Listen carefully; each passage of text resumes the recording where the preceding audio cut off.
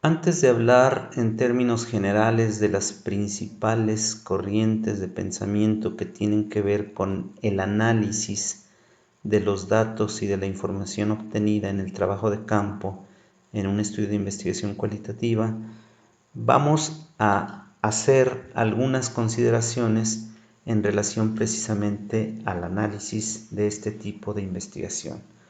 Nos basamos en lo que dice este autor en una publicación de este año. Y así, en términos también generales, decimos que el producto de la investigación en su fase post trabajo de campo tiene que ver con la producción de un discurso, con un conjunto de datos, con una información todavía en bruto, es decir, no manejada, no tratada. Y entonces queremos analizar este discurso, queremos procesar la información disponible precisamente para encontrar o buscar los significados apropiados.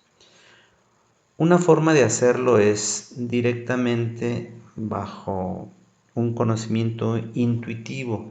Sin embargo, es recomendable siempre tener en mente una de las corrientes de interpretación o de análisis de la investigación que se proponen en la literatura para tener fundamentos pues un poco más elaborados, ¿no? Así entonces, este discurso va a encontrar en una primera fase una etapa descriptiva.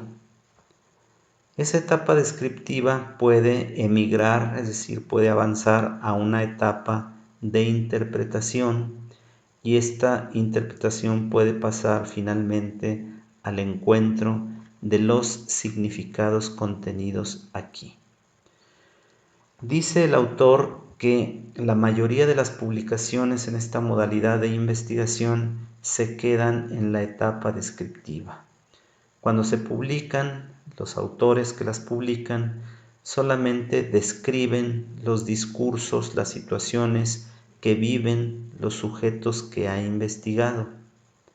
A veces transcriben, copian párrafos completos de los discursos y dejan la interpretación al lector.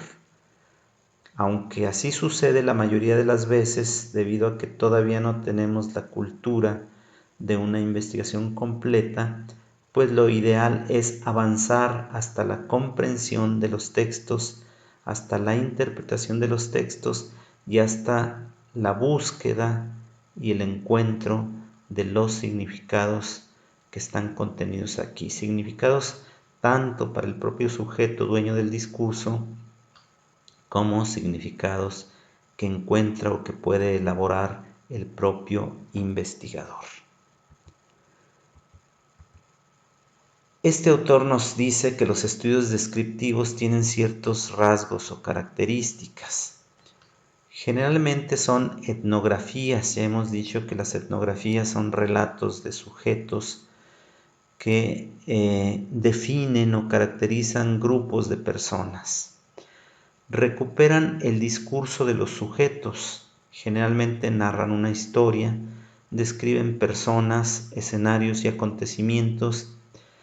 Hay un aparentemente débil componente analítico en estos estudios descriptivos, y los lectores de estas publicaciones generalmente llegan a sus propias conclusiones.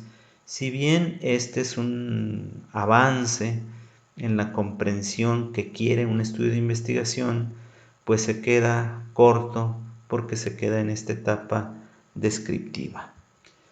En los estudios interpretativos, por su parte, se explican las situaciones, los sujetos y los comportamientos conforme a una corriente teórica determinada, si es que así lo decidimos, y generan a partir de los datos elementos que al relacionarlos llevan a una explicación teórica, por ejemplo en la modalidad investigativa de la teoría fundamentada, y pueden generarse hipótesis, otra vez en la teoría fundamentada, que se contrastan a través de la inducción analítica, si es que este fuera el objetivo o la orientación que nosotros perseguimos. Si no, habría que irse o desviarse hacia la búsqueda de significados, hacia la explicitación de la interpretación de los propios discursos.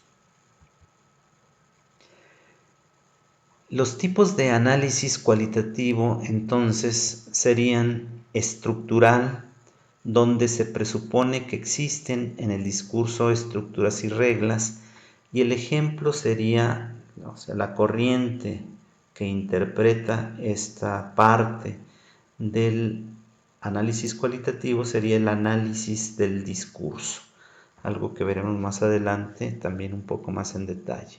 Y por otro lado, la corriente o la opción interpretacional, como hemos dicho. Aquí estaríamos hablando de identificar y asociar categorías y elementos, y decíamos que puede haber una fase descriptiva, que es por ejemplo, la etnografía clásica, pero también son los estudios interpretativos, como puede ser bajo la metodología teoría fundamentada. Finalmente, en este cuadro que el autor nos ofrece, pero tomado de Taylor y Bowman, se definen 3 grandes fases con algunos pasos importantes para cada una de ellas. Por ejemplo, en el descubrimiento, una vez que estamos aproximándonos al análisis de los textos, pues vamos a buscar temas examinando los datos de todos los modos posibles. Leer repetidamente los datos, seguir la pista de temas, intuiciones, interpretaciones, ideas, temas emergentes, tipologías, como las unidades de análisis que hemos dicho, las unidades temáticas. Hay que desarrollar conceptos para nombrar tanto las unidades como las categorías. Hay que leer mucha bibliografía y hay que desarrollar una guía de la historia. Luego sigue, según esta propuesta, la codificación. Aquí es una especie de reducción, una etapa de reducción del texto, donde se reúnen y se analizan los datos que se refieren a temas, ideas y conceptos, interpretaciones y proposiciones que estaban acá. Desarrollamos categorías de codificación, codificamos todos los datos, separamos los datos pertenecientes a las diversas categorías de codificación, refinamos el análisis, relativización de los datos, interpretarlos en el contexto en el que fueron recogidos, tomar en cuenta datos solicitados o no solicitados de los que hablábamos en la presentación anterior. ¿Qué influencia del observador sobre el escenario hay? Si es que se utilizó una observación participante o no participante, quién estaba allí, datos directos e indirectos, de los que ya hablamos, fuentes y nuestros propios supuestos como una autorreflexión crítica. Esta es entonces una generalización de las ideas con las que vamos a iniciar a detallar un poco más las corrientes interpretativas en la investigación cualitativa, al menos las más frecuentemente utilizadas.